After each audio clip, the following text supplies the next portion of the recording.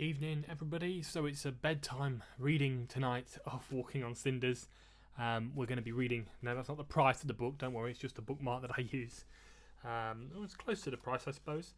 Flip that over there. So this will be the next chapter. We obviously had quite a story yesterday when we got to chapter 24 of the novel, and some stuff really went off, shall we say. So let's pick up that story right now at chapter 25 of my novel, Walking on Cinders, which is 10 years old this year.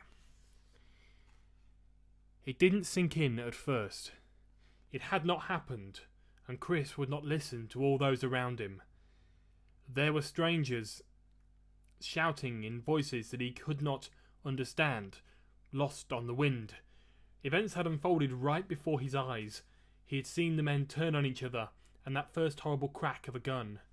In horror, he had watched as his friend fell, as if part of himself had died there.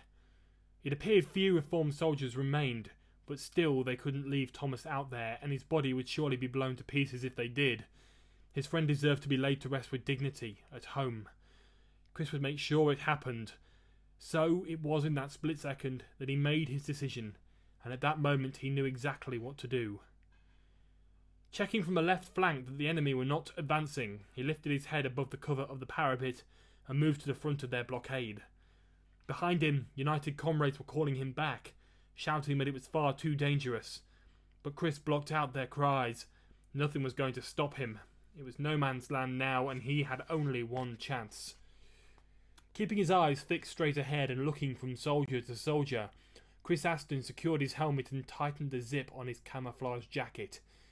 This was more important than any other battle. This time success was not only for himself, but for everyone back home who knew or loved Private Thomas Fisher. It was for their sakes that he had to retrieve his friend's body. To reach the location, he needed to manoeuvre around the very edge of the battlefield, and hope that his approach went unnoticed. By now the mud was thick and sticky, for the saturated ground had been pounded by endless boots.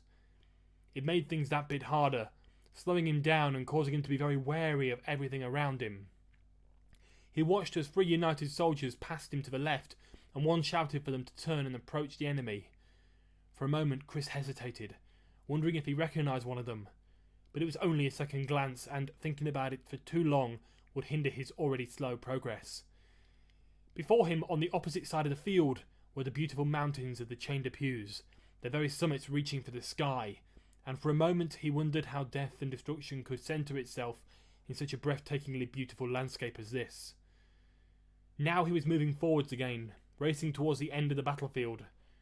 But where Chris had picked up the pace, so had a group of stray reformed soldiers, the last that remained. They passed him on the inside, running faster than he was, and looked back as if he were a target. The others had retreated from the battlefield to save themselves and submit to the surrender. But these men were in no such state of mind. They were here to fight until the very bitter end. But still Chris continued, prepared to fire with expert precision. He was running straight towards the men now, as his first round of fire cracked through the air like a whip, and was immediately followed by the enemy's retort. Again and again they ducked and dived on the muddy field. These men were stronger than Chris had first thought, and he saw why they had survived for so long. They seemed equally matched, however. The struggle could not continue forever though, and at this point Chris found himself on the ground. He blinked, looking up at the sky, and suddenly Ewan Roberts was at his side, fending off the enemy with a round of machine gun fire that sent them scattering like a flock of birds. "Chris," he mouthed, kneeling down beside his friend. "What happened?" "I don't know," the soldier replied feebly, his face pale and his eyes half closed. "One moment I was running to retrieve Thomas's body, and the next I'm lying on the ground beside him." Ewan looked the soldier up and down before making a diagnosis. "It looks like you were shot in the leg," he said to Chris. Chris sighed. "You're going to need some serious medical attention." "But the enemy, the medical team will never be able to reach me." Ewan chuckled and watched his friend, so brave when upright, so feeble against the ground. His condition was deteriorating, and it seemed he might have hit his head on impact with the ground. "I don't think there's much chance of that, Christopher," he smiled. "The remaining enemy is scarpered, and our lot are just standing here unable to believe it." Just for a moment a small smile fell across Chris's face, and he was happy. "Does that mean—" he began. "Yeah, Ewan replied before we had a chance to continue. It looks like we might have won. No doubt reformed air transport will be here to break through somewhere, and Switzerland will... No doubt reformed air transport will try and break through somewhere between here and Switzerland to recover the men who were lucky enough to survive, but that's only if they avoid capture by our lot in the meantime. Again Chris breathed in, great lungfuls of mountain air, as a group of medical officers moved in towards the centre of the battlefield in quick succession. They carried stretchers and equipment between them. Here come the reinforcements, he laughed. I sent one of the young guys off to alert the medical corps. The groups moved in closer, and only now did Ewan's eyes fall upon the body of his dearest companion. I didn't know it was Thomas who had fallen at first, he said quietly. I still can't believe it. Around them the medical officers took their places, and Jennifer and Belle and Renee took their chance to attend to Thomas. I can't believe it, the force's sweetheart said. Can he really be gone? The twins were in tears. They did not want us to be here, Renee said suddenly, looking up at Ewan, her face as white as a sheet and splattered with teardrops. But we were forceful. We had to be here for him. Beside her, Belle squeezed his shoulder and drew their hands together. Dieu la bassine, she said meekly before turning away, unable to look upon the scene any longer. At the edge of a tight group, an army doctor was making light work of patching up Chris's injuries. They had already attributed his condition to a bullet wound in the right thigh, and although it was not life-threatening as an injury, the doctor had called for a helicopter to transport Chris to the hospital. The same means of transport, he said, would stop en route to deliver the body of Private Thomas Fisher back to the barracks, while a further series of aircraft would then land on the field to transport those who remained. Sounds like a plan, Ewan smiled after listening to the details. Jennifer, Renee and Belle with me.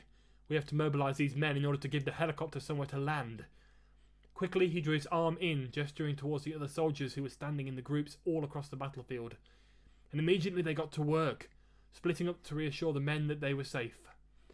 50 minutes later, the first helicopter arrived, sending a wind washing over the battlefield and those who lay there.